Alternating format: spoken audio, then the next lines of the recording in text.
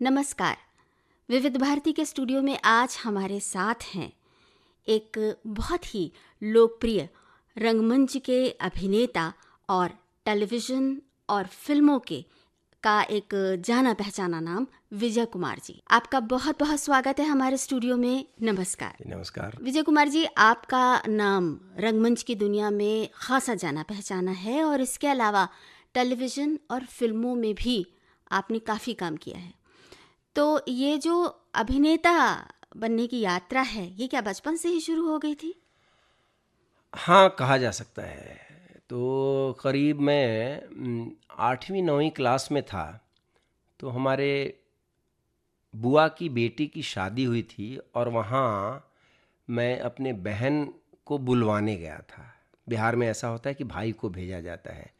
तो हमारी फुफेरी जो बहनें थीं, उनका भाई था नहीं, तो हमें भेजा गया था। और वहाँ हमारे जीजा जी ने 2 फिल्में दिखाई थी। दानापुर नाम की एक जगह है वहाँ पे।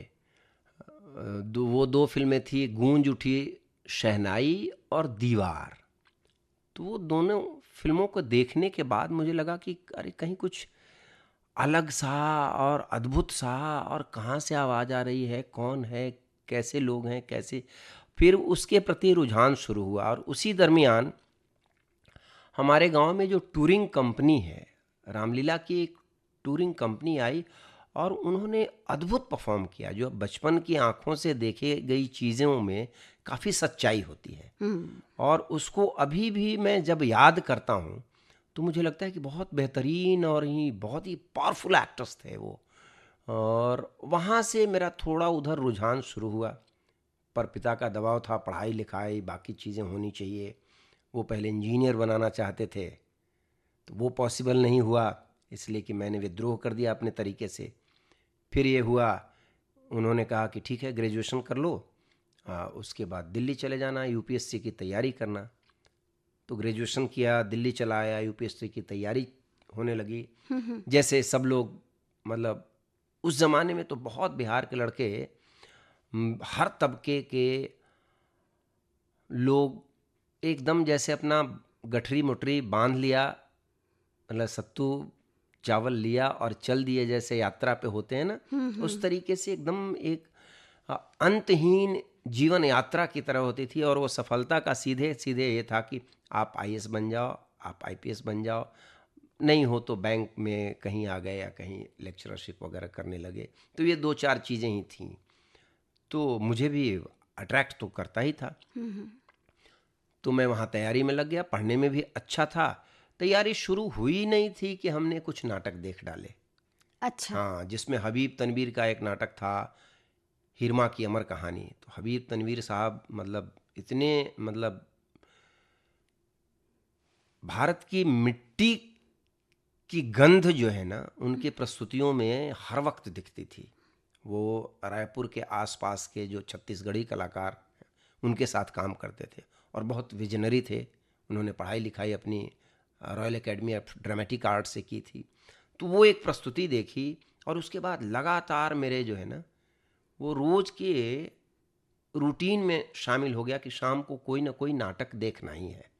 और ये चलता रहा और कब मैं नाटक करना शुरू कर दिया और कब वही मुख्य काम हो गया मेरा। तो 86 से लेके 90 तक मैं करते रहा। 91 में मैं एनएसडी में आ गया, राष्ट्रीय नाट्य विद्यालय में। उसके बाद फिल्मों के प्रति जाना अनजाना आकर्षण तो था ही, वो गया नहीं था।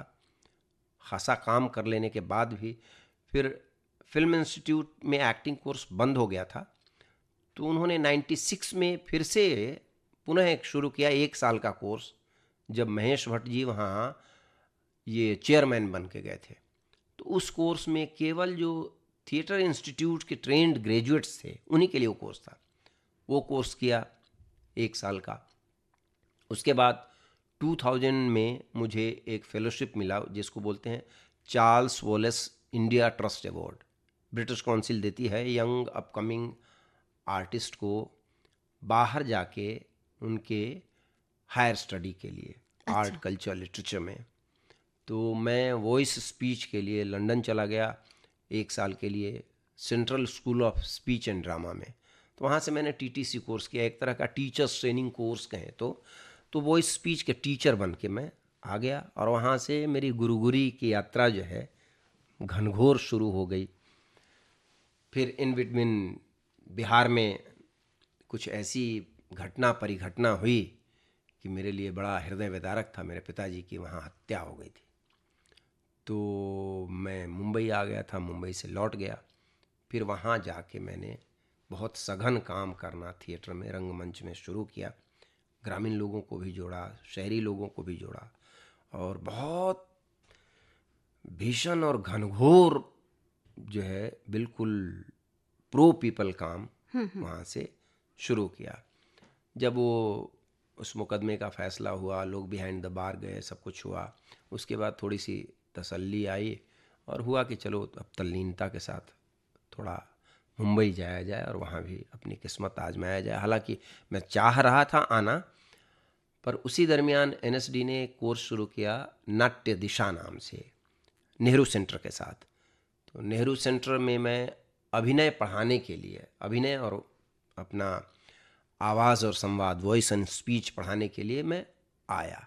तो एक तरह से कहें कि मुंबई मुझे बुलाया गया और वहाँ पढ़ाते रहा। 1 साल तो एनएसडी के साथ कोलैबोरेशन था, बाद में 2 साल नेहरू सेंटर ने खुद किया वो कोर्स, तो वहाँ मैं लगातार पढ़ाते रहा। और एक बार जब मुंबई आता है और कलाकार हाँ, हो, चीज़ अच्छी लगी, लोग अच्छे हैं, हमारे दोस्त सब पहले पहुँच चुके थे, तो फिर लौटना संभव हुआ नहीं। तो मतलब एक तरीके से प्रवासी की तरह आए थे, पर बिल्कुल आवासी होकर रह गए। अब तो मुंबई के क्या ही बात होके है। रह गए। वैसे ये बात है ना कि जीवन आगे ही बढ़ता जाता है और आगे बढ़ने की इस यात्रा जी में जी आप आगे बढ़ते बढ़ते यहाँ तक पहुँचे हैं। नाटकों की बात आपने कही कि नाटकों से ही आपका सबसे पहले परिचय हुआ था, नाटकों के जरिए अभिनय से आपका जी जी जी पहली बार परिचय हुआ था। तो जो नाटकों का एक विषय वस्तु होती है, एक उनका जो पात्र संरचना होती है, वो सब होता है, उनमें आप किस तरह की ख़ास तरह की चीज़ें आपको लुभाती थी? मतलब ऐसी जो सामाजिक हों या जो ऐतिहासिक हों या कुछ थोड़ी सी क्रांतिकारी टाइप की हों, उस तरह के किस तरह के नाटक आपको ज़्यादा लुभाते थे? मुझे जो है वो सामाजिक राजनीतिक नाटक जो है ना, जो सोशियो पॉलिटिकल और सटायरिकल प्लेज ज़्यादा पसंद आते हैं। और उसकी वजह ये है कि रिटन वर्ड से काफ़ी रिश्ता रहा है, पढ़ते पढ़ाते रहा हूँ, या अपनी पढ़ाई अगर कम भी की तो पढ़ने लिखने वाले लोगों के संगत में काफ़ी रहा। तो उस वजह से एक जो है ना कहीं एक हिडन जो है सामाजिक दायित्व वाली भी बात होती है कि कुछ ऐसे ही नाच गा लिए, कुछ बजा लिए और कमर हिला लिए और कुछ बोल दिए, लोग हा हा हू हू कर लिए, उतना ही नहीं है।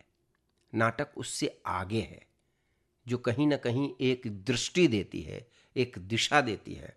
आपकी पीड़ा, आपकी वेदना, आपकी जो सफरिंग है, वो जो है लोगों तक पहुंचती है।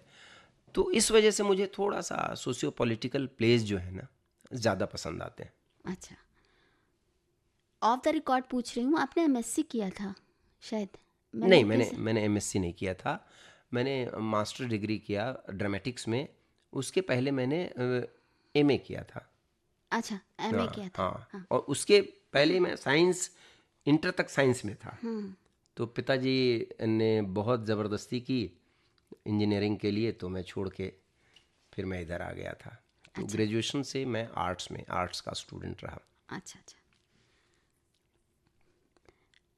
एक बात आपसे ये पूछना चाहूँगी कि जो अभिनय की यात्रा है उसमें अलग अलग रंग, अलग अलग अंदाज, अलग अलग मोड़, अलग अलग पड़ाव आते हैं। जी और जीवन भी कुछ कुछ ऐसा ही होता है, जैसे कि आपका जीवन, कि आपने शुरुआत की थी एक साइंस स्टूडेंट के रूप में और उसके बाद फिर आपने कला माध्यम की तरफ आप मुड़ गए, उस तरफ चले गए और आपने आर्ट्स में ग्रेजुएशन किया और फिर वहाँ से आप आ गए अभिनय की तरफ। जी नाटकों की बात हुई है तो विजय जी, तो मैं ये कहना चाहूँगी कि नाटक और जीवन में बहुत सामंजस्य होता है। जैसा कि आपने बताया ना कि अलग अलग विषय वस्तु के नाटकों में आपको वो नाटक ज़्यादा पसंद आते हैं जो सामाजिक सरोकार से जुड़े हुए हों। जी। इसी तरह से जीवन भी आपका रहा कि मतलब आपने एक साइंस स्टूडेंट के रूप में शुरुआत की थी, उसके बाद फिर आप कला विषय की तरफ मुड़ गए। आपने कला माध्यम से आपने किया, ग्रेजुएशन कंप्लीट किया, उसके जी। बाद फिर आप ड्रामे की तरफ आ गए। जी। जी। जी। तो इन सब के बीच में भी आपके मन में कुछ ये था कि समाज को कुछ देना है,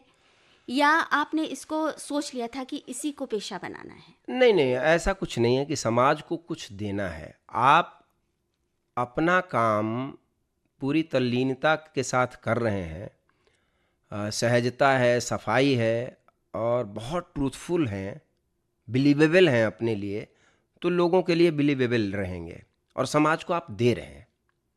अगर मेरी माँ घर को अच्छे से संवारती है और ज़िंदगी भर संवारते रही, अनपेड मेड सर्वेंट की तरह काम करते रही बच्चों के लिए, पति के लिए, बाकी लोगों के लिए, तो उसने समाज को बहुत कुछ दिया है। हमारे जैसे बेटे दिए हैं, पिताजी से जैसे पति दिया, जिसने समाज में कुछ बेहतरी ही की। तो अपने अपने फील्ड में अगर सफाई से, सजगता से, तल्लीनता से, सहजता से आप काम कर रहे हैं, किसी तरीके की कीमियागिरी नहीं कर रहे हैं, तो समाज को आप दे रहे हैं। और मैं जहाँ तक मानता हूँ कि अभिनेता का काम उतना ही इम्पोर्टेंट है जैसे एक बढ़ई का काम इम्पोर्टेंट है, जैसे बढ़ईगिरी इम्पोर्टेंट है, जैसे किसान का काम इम्पोर्टेंट है, जैसे टीचर मास्टरी करना इम्पोर्टेंट है। तो हर काम में जितना इम्पोर्टेंट है उतना ही इम्पोर्टेंट ये भी है। और ये कोई नायाब और अलग काम नहीं है। अलग बना देते हैं प्रचार माध्यम इसको, ये भी एक विधा है। जैसे कोई पढ़ा रहा है, कोई अपना काश्तकारी का काम कर रहा है, कोई व्यापार कर रहा है, कोई किसानी कर रहा है, वैसे हम अभिनय कर रहे हैं, नाटक कर रहे हैं। और जब आप करने लगते हैं और उसका समाज पे थोड़ा बहुत भी असर होता है, तो थोड़ा सा वो प्रफुल्लित होते हैं आप। इससे समाज बदल जाएगा, क्रांति आ जाएगी, ऐसा कुछ नहीं है। पर अगर समाज में कुछ क्रांति हो रही है, साथ में ये चीज क्रांति को भी एक दिशा दे सकती है। आप समझ रही हैं? तो वो एक मतलब बेहतर समाज का वाहक की तरह है ये। क्या बात है, कला माध्यम जो है। क्या बात है, बहुत अच्छी बात कही आपने। सच में कला जो है वो इंसान को एक दिशा देती है, एक रास्ता सुझाती है, अपने जीवन के साथ साथ दूसरों के जीवन में भी कहीं आगे बढ़ने की दिशा दिखाती है। जी। कोई नाटक ऐसा, आपने बहुत सारे नाटक किए, कोई ऐसा नाटक जहाँ से लगा था कि ये यात्रा बड़ी कठिन है, इसको कैसे पूरा करेंगे, कैसे पूरा करेंगे? क्योंकि अक्सर ये कहा जाता है ना कि जैसे जो रंगमंचीय कलाकार होते हैं या कलाकार की ही यात्रा कोई सहज नहीं होती, उसको बहुत तरह के संघर्षों का सामना करना पड़ता है, और सबसे बड़ा तो संघर्ष होता है रोटी का। जी। जी बिल्कुल। तो इस तरह का कोई क्षण आया था आपके जीवन में? बहुत, इसलिए कि मैं बहुत अपने लिए भी बहुत हार्ड टास्क मास्टर हूँ।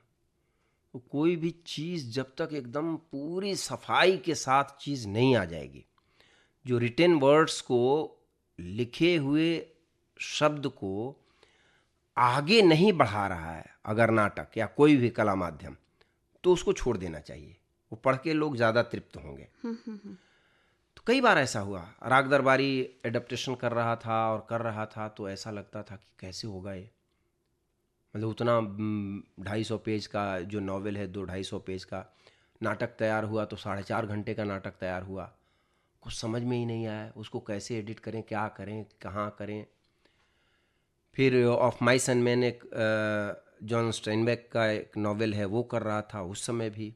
अभी मैं आधे अधूरे कर रहा था, उस वक्त भी हमने तय कर लिया था कि 1.5 महीने के अंदर इसका शो कर लेंगे।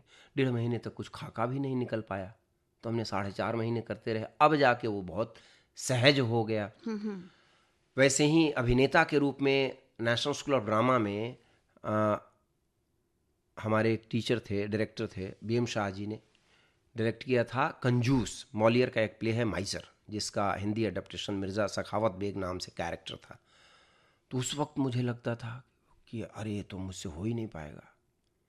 लगे लगे लगे लगे घिसते घिसते और असरी आवत जाते वाली बात है ना, निशान। तो हाँ, तो वैसा हो जाता है। फिर बाद में चीज़ें सहज हो जाती हैं। आप उसके कला के को जो है ना, आप गणित की तरह लें, ठीक है, और उसके बाद वैज्ञानिक तरीके से पड़ताल करते हुए आप उसको कलात्मक तरीके से पेश करें तो चीज़ें आसान हो जाती हैं। जी।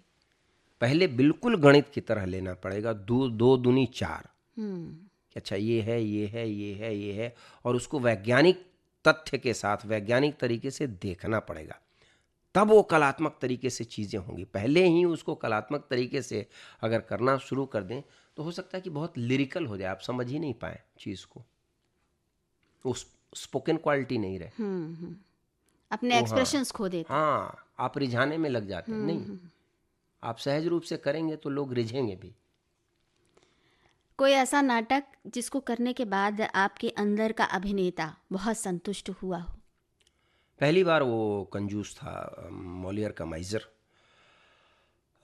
उसके बाद ऑफ माइस एंड मैन करता था, जिसमें अर्धविक्षिप्त सा एक है, मजदूर है जो काम के तलाश में एक जगह से दूसरी जगह भटक रहे हैं, और अमेरिकन रेड इंडियंस लेबर्स के ऊपर है, जिसको हमने बिहारी मजदूरों का विस्थापन और पलायन, और महाराष्ट्र में जो आके काम कर रहे थे, उस समय राजनीतिक दौरे की वजह से कुछ परेशानियां हुई थी, उन सबों को सहज रूप से जोड़ते हुए एक नाटक किया था। तो बहुत मतलब आत्मिक तृप्ति मिलती है। फिर एक मेरा नाटक है, मेरा इसलिए कह रहा हूँ मैं कि वो सोलो परफॉर्मेंस है, वैसे नाटक मेरा नहीं होता, हमारा होता है ग्रुप। तो हम बिहार में चुनाव लड़ रहे हैं, it's a socio political satire with lot of folk song and physical jugglery, बहुत सारा कुछ है उसमें। तो वो जब भी करता हूँ तो एक विटनेसिंग इफेक्ट होता है कि आप अपने को कर भी रहे हैं और अपने आप को देख भी रहे हैं। तो वो 810 शोज मैं 95 से लेके अभी तक कर चुका हूँ। हरिशंकर परसाई के एक राइटअप के ऊपर वो आधारित है, इम्प्रोवाइज्ड प्ले। तो कई बार बहुत अलग से तृप्ति का एहसास होता है। आपको लगता है कि जीवन के बीच से एक नया जीवन जीते हुए निकल रहे हैं आप, जो नाटक ही कर पाता है। कोई डायलॉग याद है? जी, किसके? आप जो भी नाटक आपके दिल के बहुत करीब रहे हैं, उनका किसी का कोई आपको संवाद याद है? हाँ, बहुत सारे नाटकों के, मैं बोलने लगूंगा घंटों बोलते रह जाऊंगा। एक बता दीजिए। अच्छा हो जाएगा थोड़ा। नमस्कार, मैं वो हरिशंकर परसाई नहीं जो व्यंग वगैरह लिखा करता था। मेरे नाम काम धाम सब बदल गए हैं, मैं राजनीति में शिफ्ट हो गया हूँ, बिहार में घूम रहा हूँ और मध्यावधि चुनाव लड़ने की तैयारी कर रहा हूँ। अब मेरा नाम है बाबू हरिशंकर नारायण प्रसाद सिंह। फिर एक बार फिर से वही शुरुआत। मैं नहीं जानता आप क्या समझ रहे हैं और क्या आशा कर रहे हैं मेरे बारे में, क्या कहने जा रहा हूँ। आप शायद सोचते हो मैं इस नाटक में कोई एक निश्चित इकाई हूँ, अभिनेता, प्रस्तुतकर्ता, व्यवस्थापक या कुछ और। परंतु मैं अपने संबंध में निश्चित रूप से कुछ भी नहीं कह सकता, वैसे ही जैसे इस नाटक के संबंध में नहीं कह सकता। ये नाटक भी अपने आप में मेरी ही तरह अनिश्चित है, और अनिश्चित होने का कारण भी ये है कि, परंतु कारण की बात करना बेकार है। कारण तो हर चीज़ का कुछ न कुछ होता है, हालांकि आवश्यक नहीं कि जो कारण दिया जाए वास्तविक कारण वही हो। और जब मैं अपने संबंध में ही निश्चित नहीं हूँ तो किसी चीज़ के कारण अकारण के संबंध में निश्चित कैसे हो सकता हूँ? ये आधे अधूरे से है। बहुत खूब। विजय जी, हर अभिनेता का कहीं ना कहीं मन में छिपा हुआ ही सही, लेकिन एक आदर्श होता है। वो पात्र भी हो सकता है, कोई व्यक्ति भी हो सकता है, कोई अभिनेता हो सकता है, या कि कोई दिग्दर्शक हो सकता है। आपके जहाँ आपने सीखा NSD में, जी, वहाँ पर तो तमाम ऐसे लोग रहे होंगे। तो आपके आदर्श कौन रहे? मैं उस तरीके से बहुत आदर्श में विश्वास रखता नहीं, पर जो लोग रहे हैं और मेरे जिनसे आपने आदर्श कुछ सीखा। हाँ, आस्था के आयाम, वो अभिनय और निर्देशन के अलावा दूसरे फील्ड के लोग ज़्यादा हैं। जैसे मुझे मेधा पाटकर बहुत अच्छी लगती हैं, मुझे बाबा आमटे बहुत अच्छे लगते हैं। अपने फील्ड में कहें तो मुझे संजय सहाय एक राइटर हैं, उनकी राइटिंग बहुत पसंद है। देवेंद्र राज अंकुर मुझे बहुत पसंद हैं, कहानी के रंगमंच के प्रणेता माने जाते हैं और एनएसडी के डायरेक्टर भी रहे हैं। बीएम शाह जी बहुत बेहद पसंद थे। नसीर जी मतलब अभिनय के टीचर के रूप में, उनसे बेहतर ब्रिलियंट टीचर मतलब हमने आज तक नहीं देखा। और उन्होंने जो 15-20 दिन हमें पढ़ाया, उसने हमारी ज़िंदगी बदल दी। फील्ड में भी बहुत सारे ऐसे लोग हैं जो बहुत इज्जत और नेकनामी से काम कर रहे हैं और उनके प्रति मेरा बहुत अगाध श्रद्धा और आस्था है। विजय जी, अब चलते हैं हम उस दिशा में जहाँ पर आपने फिर एक बार एक नई यात्रा शुरू की थी और वहाँ पर भी आपने बाकायदा झंडे गाड़े। टेलीविजन, इस तरफ मुड़ना कैसे हुआ? कैसे आप टेलीविजन में आए? देखिए, जो भी नॉर्थ के लोग जो आते हैं नाटक में, उनकी शुरुआत जो होती है फिल्म और टेलीविजन से ही होती है। और ये सत्य है। केवल जब हम कोर्स कर रहे होते हैं तो एक झूठा आडंबर सा ओढ़े रहते हैं कि नहीं नहीं नहीं, हमें तो टेलीविजन या फिल्म नहीं करनी है, हम बिल्कुल खालिस थिएटर करेंगे, प्रो पीपल थिएटर करेंगे और ये करेंगे। और ऐसा होता है कि हमें भय भी लगा रहता है कि हम कहें कि नहीं हम टेलीविज़न करेंगे तो राष्ट्रीय नाट्य विद्यालय में एडमिशन ही ना हो। कहें कि अच्छा टेलीविज़न ही करना है तो यहाँ क्यों आए, फिल्म ही करनी है तो यहाँ क्यों आए। तो मेरी तो भाई बहुत घनघोर इच्छा थी फिल्म और टेलीविज़न की, और मुझे हर दिन लगता था कि मैं देर कर रहा हूँ हर दिन। पर मैं अपनी स्थितियों में घिरा हुआ था और जैसा कि मैं बताया, और यहाँ आया तो यहाँ पढ़ाने का काम काफ़ी कर रहा था। अलग अलग प्रोडक्शन हाउस में लड़कों को तैयार करना, टीचर के रूप में हमें बुलाया जाना। क्या क्या पढ़ाते थे आप उन्हें? नहीं, जैसे नए एक्टर्स चुने गए ना, तो यहाँ तो टेलीविज़न में होता है कि एकदम फ्रिज से निकाले हुए गोरे गोरे एकदम चिट्टे, बिल्कुल जैसे उनको बाहर की हवा धूल धूप कुछ नहीं लगी हो, वैसे लोग लिए जाते।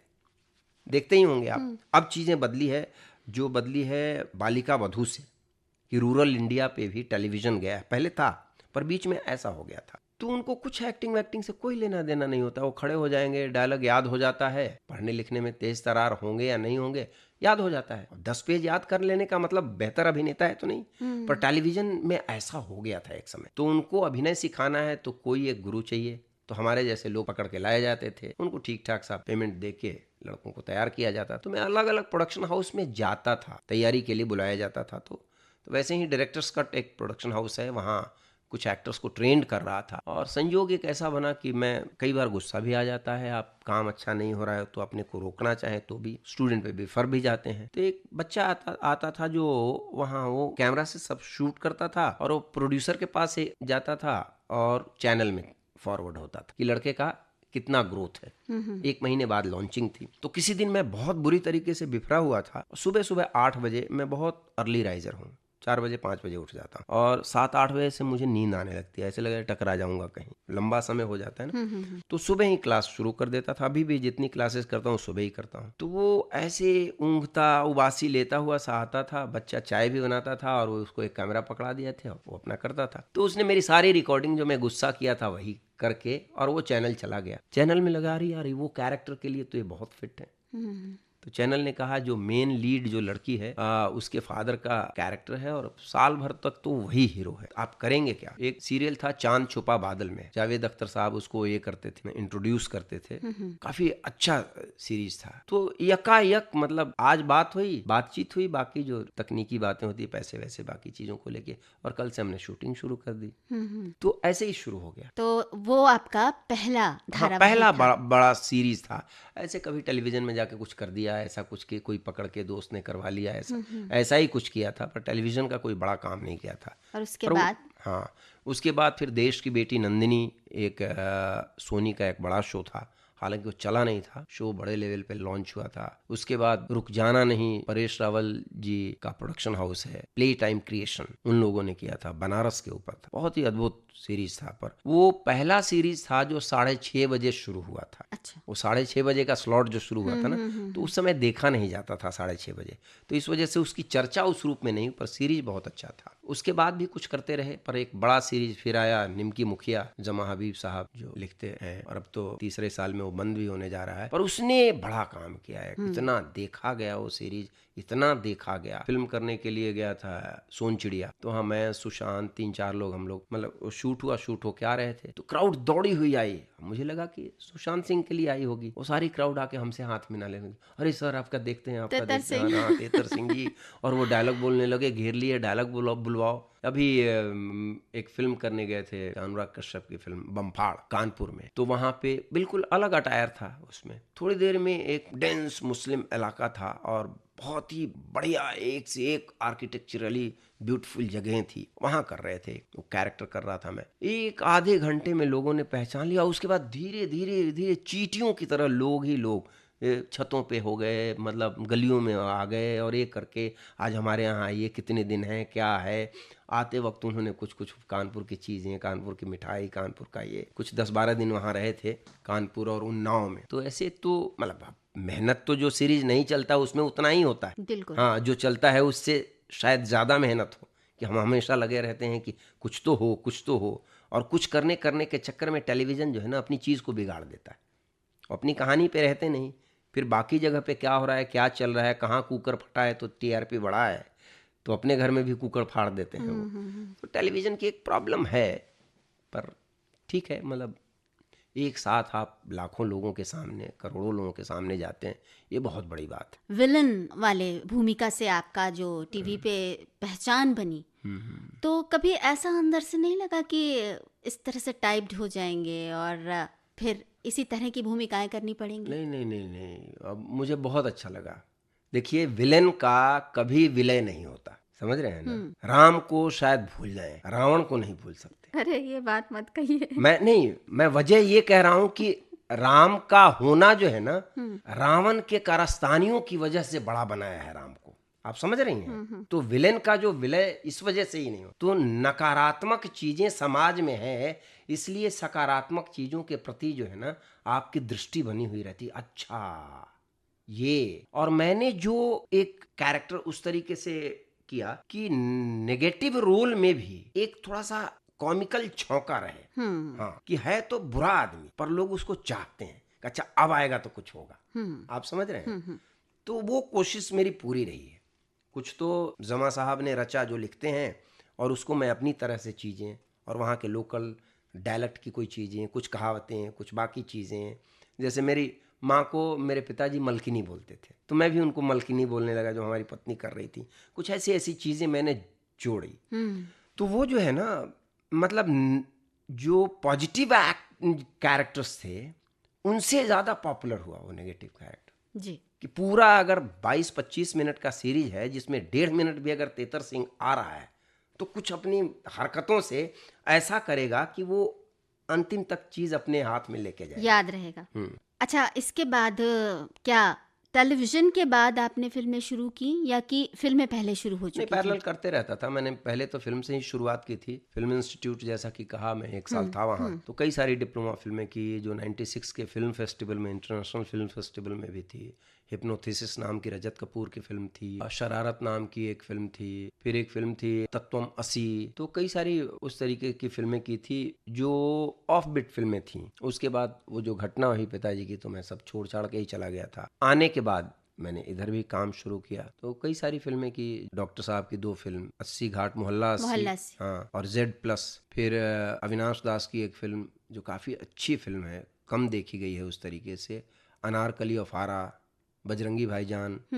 फिर एजेंट विनोद, आक्रोश, सिंह साहब द ग्रेट, 4 चप्पलें अनुराग कश्यप की, अभी बमफाड़ किया, अभी सतीश कौशिक की एक फिल्म आने वाली है कागज, फिर एक फिल्म सोन चिड़िया। तो ऐसे काफी सारी फिल्में पैरेलल करते रहा, सिलसिला चल रहा है लगातार। सिलसिला चल रहा है। कोई ऐसा कैरेक्टर, कोई ऐसा चरित्र जिसको निभाने की बहुत मन में उत्कट चाह हो? कई सारे ऐसे चरित्र हैं जिनको निभाने की जो चाह रही, वो मेरे उम्र के दायरे में अब पकड़ में नहीं आते जैसे आप मान लो फिल्म हो या टेलीविजन हो या थिएटर हो, अब नाटक में मैं अगर चाहूं कि हैमलेट करूं तो हैमलेट तो नहीं कर सकता, इसलिए कि मेरी उम्र है 50 साल। तो 50 साल में हैमलेट नहीं कर सकते, किंग लियर कर सकते हैं। तो वैसे ही बहुत सारे कैरेक्टर जो है ना आपके हाथ से निकल जाते हैं। बहुत सारे ऐसे कैरेक्टर हैं, रूरल बैकग्राउंड का ही हो पर कोई हीरो हो जिसके इर्द गिर्द, उसके स्ट्रगल के इर्द गिर्द कहानी हो। तो वैसी चीज अब हमारी उम्र की चीजें आएंगी, हमारी उम्र के आसपास की चीजें आएंगी, मामा मौसा फूफा साले बहनोई चाचा चाची के इर्द गिर्द की चीजें, कहानी जो आती है, और उसमें अगर कुछ ऐसा है तो अच्छी बात यह है कि सब्जेक्ट मैटर अभी काफी बदल रहा है, काफी कुछ नया आ रहा है। उसमें कैरेक्टर एक्टर के लिए चाहे एक सीन का भी हो, 2 सीन का भी, जगह बनती है। कहानी स्टार के इर्द गिर्द हर कहानी अब नहीं घूम रही है। और ये जो है ना पूरा का पूरा अब जो वो रंग महल जो है अब ध्वस्त होने वाला है स्टार सिस्टम का। उसकी वजह है कि अब टेक्स्ट जो है ना, अब कथा जो है वो उस तरीके से हीरो के रूप में आना शुरू कर दिया। देखिए कितनी सारी फिल्में आ गई, उसके लिए ऑडियंस बन गई, उस तरह की चीजें। और स्टार्स भी चाहते हैं कि ऐसी फिल्मों में हम भी काम करें भाई, हम भी लोगों तक पहुंचे, ऐसे लोगों तक पहुंचे जो एक इंटेलेक्चुअल जट्टा है, या आम लोगों में भी। पहले एक फिल्में आती थी जो उस तरीके से, तो श्याम बेनेगल साहब की फिल्में या गोविंद निहलानी जी की फिल्में या बुद्धदेव बसु की फिल्में, तो फिल्म फेस्टिवल में कहीं कहीं दिखाई जाती थी, आम लोगों तक पहुंचती नहीं थी। पर यह है कि अब एक कॉमर्शियल और आर्ट फिल्मों की ब्रिजिंग हो रही है, तो उसमें हमारे चाहत के कई सारे कैरेक्टर, चरित्र अब निकलेंगे। और वैसा कहना भी अभी मुश्किल है कि अब वो एक सिस्टम नहीं है कि ये विलन होता है, हीरो होता है, और हीरो की माँ, हीरो का बाप, और बिछड़ा हुआ भाई, और भाई मिल गए मेले में। अब ऐसी कहानी नहीं चलेगी। तो उसमें आप कह ही नहीं सकते कि कौन सा ऐसा कैरेक्टर। पर जैसे अब बलराज साहनी साहब का जो कैरेक्टर था गर्म हवा में, उस तरीके का कोई कैरेक्टर हो आपको करने को मिले, सच में उसका अपना मजा है, ताजिंदगी लोग याद रखेंगे। तो वैसी कुछ चीजें, और आप लगे हुए हैं ना, ये अंतहीन यात्रा है, तो कहीं न कहीं तो चीज हाथ में आएगी।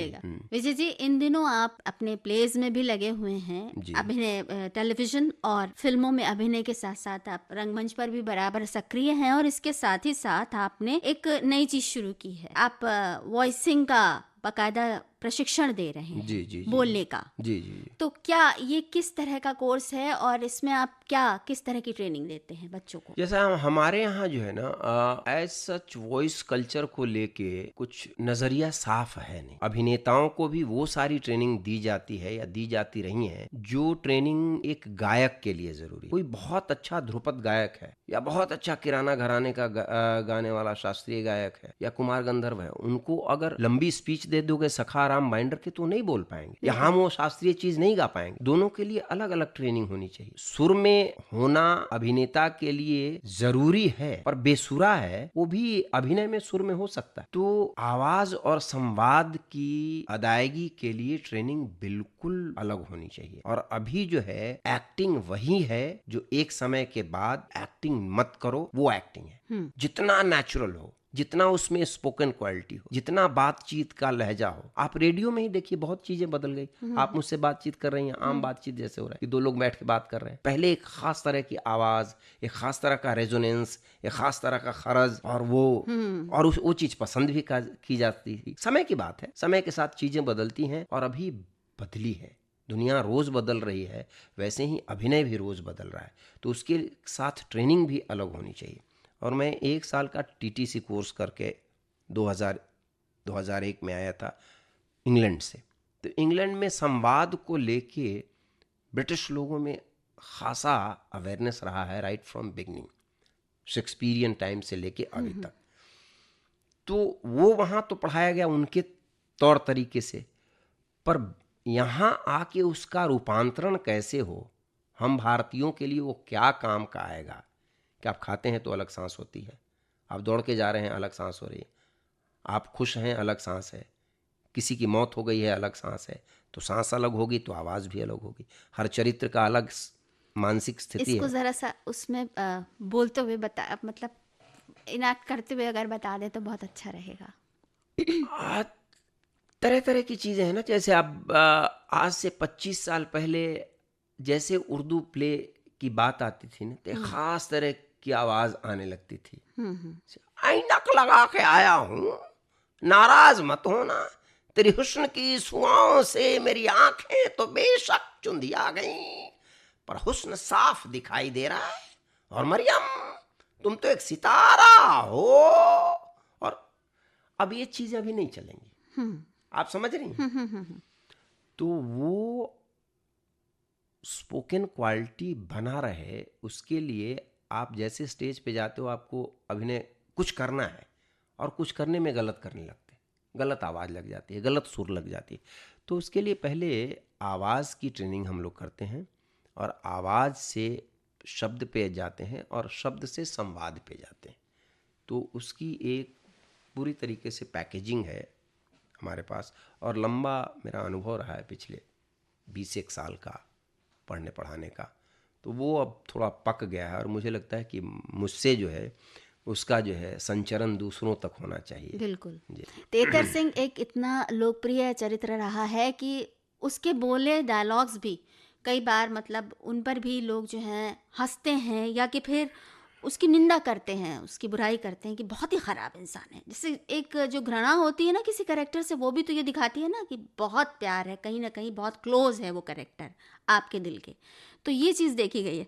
ऐसे डायलॉग्स भी उनको मिले हैं तितर सिंह के कैरेक्टर को कि मतलब लगता है कि वाह क्या बात है। कोई डायलॉग याद है आपको? जी, बल्कि नहीं, देखिए हम जो कह रहे हैं ना उसको गांठ बांध लीजिए और अपना दिमाग में जो है ना इतना जो खलबली मचा हुआ है ना उस पर ताला लगाइए। हम बार बार कह चुके हैं कि न खाता न बही और जो तेतर सिंह कहें वही सही। समझ गई ना? बस ज्यादा इधर उधर फड़फड़ाइए मत। चलिए निकलिए, चलिए जाइए जाइए, बस निकलिए। क्या बात है, क्या बात है। विजय कुमार जी, बाकायदा आप एक स्थापित कलाकार बन चुके थे, आप यहाँ पर काफ़ी कुछ कर रहे थे, एनएसडी से जुड़ चुके थे और उसके बाद फिर आपने फिल्म इंस्टीट्यूट में भी आपने एक वर्ष बिताया था। उसके बाद फिर आप गांव गए और वहाँ पर जाकर आपने एक नए सिरे से शुरू किया, एक कला यात्रा शुरू की और उसमें गांव के लोगों को जोड़ा। और मैंने कहीं पर पढ़ा था कि आप अभी भी उस काम में लगे हुए हैं, जो ग्रामीण क्षेत्र के आपके लोग हैं उनके साथ मिलकर आप अभी भी इस विधा में बराबर काम कर रहे हैं। तो उस बारे में कुछ बताएं। जी, मैं इस चीज़ का बहुत कायल रहा हूँ कि थ्रू मिनिमम क्रिएट मैक्सिमम। तो जब मैं बिल्कुल एक तरीके से शापित गंधर्व की तरह था कि अभिनय करना पढ़ाना सब कुछ जानता था, उसके बाद भी मजबूरी हमारी ऐसी हुई कि हमें डेस्टिनी ने हमारे गांव में जाके पटक दिया। तो मुझे लगा नहीं, यहीं काम करना चाहिए, यहीं के लोगों के साथ काम करना चाहिए और यहीं की भाषा में काम करना चाहिए, यहाँ की बोली में काम करनी चाहिए। तो मगही में काम करना हमने शुरू किया, वहाँ के स्थानीय बच्चों के साथ, कुछ जो अलग अलग मंडली के कलाकार थे जो गायकी वगैरह, चैती फाग ये सब गाते थे, ठुमरी, उन लोगों को जोड़ा और हमने प्रेमचंद का नॉवेल गोदान तैयार किया और उसकी ऐसी धूम मची उन जगहों में और उसको हम बाहर शोकेस नहीं करना चाह रहे, पर फिर चंडीगढ़, बाकी जगहों पे, पटना, दिल्ली, कई जगहों पे शो ले गए जब बुलावे पे हुआ। तो वहां से मुझे लगा कि नहीं, यहाँ कुछ हो सकता है और होना चाहिए कि जिस भूमि पे हम पैदा हुए और नियति ने ऐसा किया कि हमारे पिता वहाँ भूषाई हुए, उस भूमि का अपना कर्ज है, उसको ऐसे कलंकित करके नहीं निकल लेना कि नहीं हमारे लायक ही नहीं है, चलो हम यहाँ से निकल लें। नहीं, उस जगह का कोई दोष नहीं है। और अभी बहुत बेहतरीन काम हो रहा है। हमारा जो पैतृक घर है उसको हमने कला भवन नाम दिया हम सब ने मिलके, और वहाँ मगही में नाटक होते हैं। मगही में उन्होंने शेक्सपियर किया, मगही में उन्होंने जॉन स्टाइनबैक को किया, मगही में प्रेमचंद को किया, और हर महीने 2 महीने में एक नया नाटक होता है और साल में एक बड़ा फेस्टिवल होता है जो पहले पावस नाट्य महोत्सव के नाम से हम पटना या मुंबई में करते थे, अब वो गांव में ही होना शुरू हो गया है। और उसको आउटलुक ने, इंडिया टुडे ने या बाकी बड़ी मैगजीन ने बहुत विस्तार से कवर किया है और एक बड़ा मतलब दिल के करीब का काम है। हाँ, तो जो बार बार एक तरीके से माता के आंचल में जाने वाली बात है। क्या बात है, बहुत खूब, बहुत अच्छा लगा आपसे बात करके। और आपकी अभिनय यात्रा का साक्षी तो नहीं कह सकते, लेकिन उसका थोड़ा सा हिस्सा हम तक पहुंचा और हाँ, श्रोताओं तक पहुंचा। ये सच में एक बहुत ही यादगार बात रही। आप विविध भारती के स्टूडियो में आए, इसके लिए आपका बहुत बहुत शुक्रिया। हमारी शुभकामना है कि आप बाकायदा कला क्षेत्र में ऐसे ही आगे बढ़ते रहें और नई नई ऊंचाइयों को छूते रहें, और जो ये ग्रामीण क्षेत्र से लेकर जो शहरों तक का एक फासला बन चुका है, उसको जो आप मिटाने का प्रयास कर रहे हैं, ये प्रयास और सफल होता रहे। बहुत बहुत धन्यवाद। बहुत बहुत धन्यवाद। और विविध भारती ने और आकाशवाणी ने दुनिया को बेहतर बनाने में और सुंदर बनाने में, खूबसूरत बनाने में जो अनवरत काम किया है वर्षों से, और हम सब जो है तानसेन बेशक न बन पाए पर कानसेन बने हैं विविध भारती की वजह से, कि कानों में हमेशा शहद घोलते रहा है। और मैं बहुत बहुत आभारी हूँ आपका, आकाशवाणी का, विविध भारती का, और आप सबका बहुत बहुत प्रणाम।